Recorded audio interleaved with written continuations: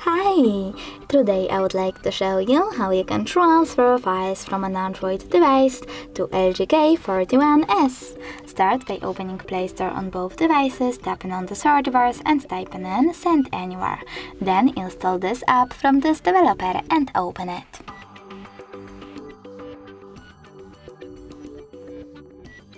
Over here you need to select I accept, confirm, continue and allow, and do exactly the same on LG.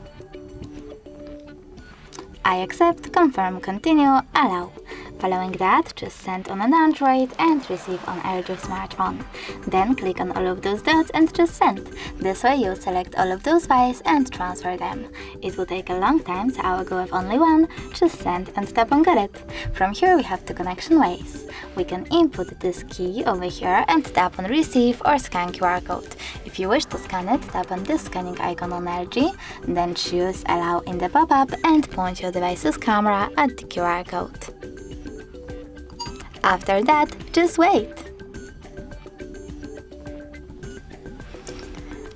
And now as you can see, my photo was successfully transferred.